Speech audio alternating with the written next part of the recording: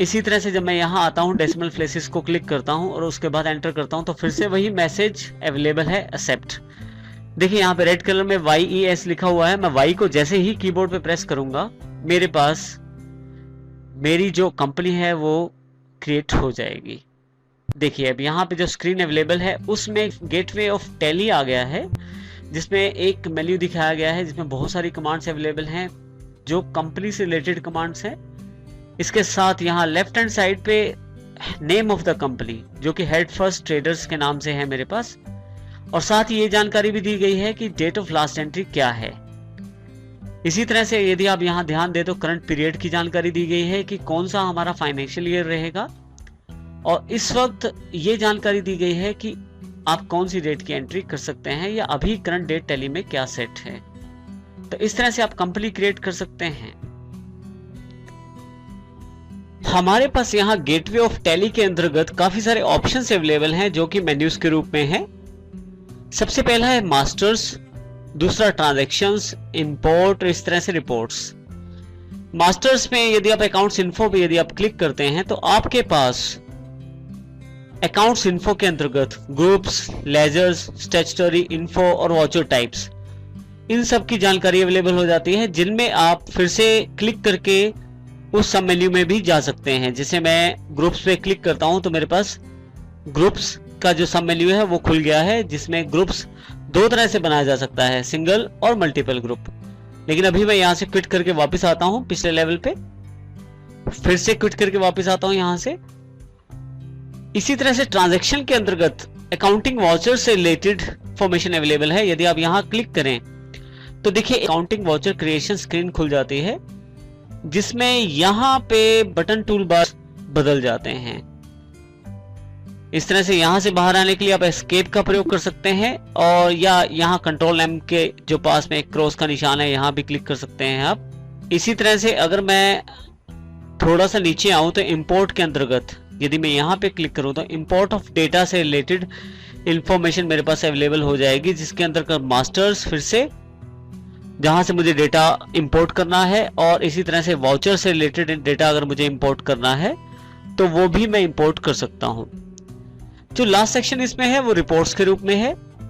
जैसे हमने पहले भी जानकारी ली थी, balance sheet, profit and loss, ratio analysis, ऐसी रिपोर्ट्स आप डायरेक्ट रिपोर्ट सेगमेंट से प्राप्त कर सकते हैं।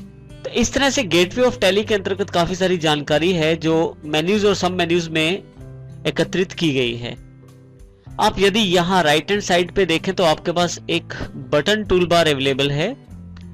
ये जो बटन टूल बार है, इस पे जो बटन होते हैं वो आपका जो मेन्यू सिलेक्शन रहता है उसके अनुसार बदलते रहते हैं। अभी यदि आप ध्यान दें तो यहाँ पे जो मेन्यूज अवेलेबल हैं, सबसे पहले F1, उसके पश्चात फिर से F1 लिखा हुआ है लेकिन वो अंडरलाइन है। अब जो F1 डायरेक्ट लिखा है उसके लिए आप कीबोर्ड पर डायरेक्ट F1 शॉर्टकट का प्रयोग कर सकते हैं, और जिसके नीचे अंडरलाइन है उसके साथ आप ALT यानी कि अल्टर बटन का प्रयोग भी कर सकते हैं। आप चाहें तो यहाँ माउस क्लिक के साथ भी कार्य ले सकते हैं। जैसे मैं यहाँ पे सिलेक्ट कंपनी पे क्लिक करता हूँ, जैसे ही क्लिक करता हूँ तो लिस्ट ऑफ कंपनीज मेरे पास अवेलेबल हो जाती है, जो कंपनीज इस वक्त मेरे पास टैली में अवेलेबल है। यदि यहाँ ध्यान दें ऊपर डायरेक्टरी भी अवेलेबल है। आप डायरेक्टरी चेंज करके, यदि आपके पास बहुत सारी डायरेक्टरीज हैं जिनमें अलग अलग कंपनीज अवेलेबल हैं, तो आप यहाँ से वो डायरेक्टरी चेंज करके भी उन कंपनी की सिलेक्शन कर सकते हैं।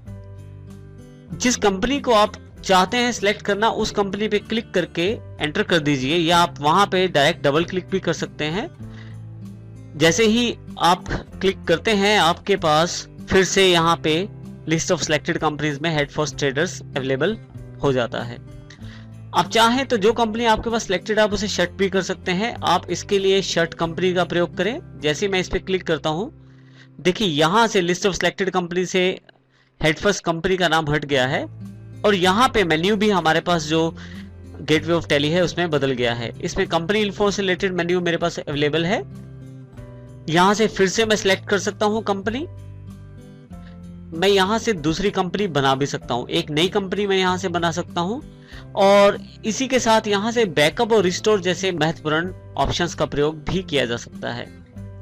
यहां मैं सिलेक्ट कंपनी पे क्लिक करता हूं, फिर से हेड फर्स्ट ट्रेडर पे डबल क्लिक कर देता हूं तो मेरे पास ये कंपनी अवेलेबल हो जाती है। फिर से हम यहाँ बटन टूल बार के कुछ बटन का अध्ययन करते हैं। F2 जो है वो डेट के लिए अवेलेबल है। जैसे मैं डेट पे क्लिक करता हूं, आप चाहें तो यहाँ पे डेट चेंज कर सकते हैं। अभी मैं एंटर कर देता हूं। इसी तरह से आप पीरियड भी चेंज कर सकते हैं। मेरे जो अकाउंट्स हैं वो 1/4/2010 यानी कि 1 अप्रैल 2010 से लेकर 31/3/2011 यानी कि 31 मार्च 2011 तक के लिए फाइनेंशियल ईयर को सिलेक्शन में लेते हैं। मैं चाहूं तो यहां से पीरियड भी चेंज कर सकता हूं। इसी के साथ आप कंपनी इन्फो पे क्लिक करके फिर से कंपनी इन्फो का एक मेन्यू खोल सकते हैं, जिसके अंतर्गत आप कंपनी सिलेक्ट कर सकते हैं। आप चाहें तो कंपनी शट कर सकते हैं, आप नई कंपनी यहां से बना सकते हैं, और पुरानी कंपनी में अगर आप चाहें तो चेंजेस कर सकते हैं। इस तरह से यदि आपने टेलीवर्ल्ड में कोई पासवर्ड अवेलेबल करवाया है तो आप उसको भी यहां से बदल सकते हैं। इसके अतिरिक्त फिर से हमारे पास यहाँ 3 ऑप्शन और अवेलेबल हैं, जिसमें स्प्लिट कंपनी डेटा यानी कि कंपनी के डेटा को हम स्प्लिट कर सकते हैं, बांट सकते हैं, और फिर से वही बैकअप और रिस्टोर के ऑप्शन यहाँ अवेलेबल हैं। यहाँ से मैं क्विट कर लेता हूँ तो फिर से मैं गेटवे ऑफ टैली के मेन मेन्यू पे अवेलेबल हो जाता हूँ।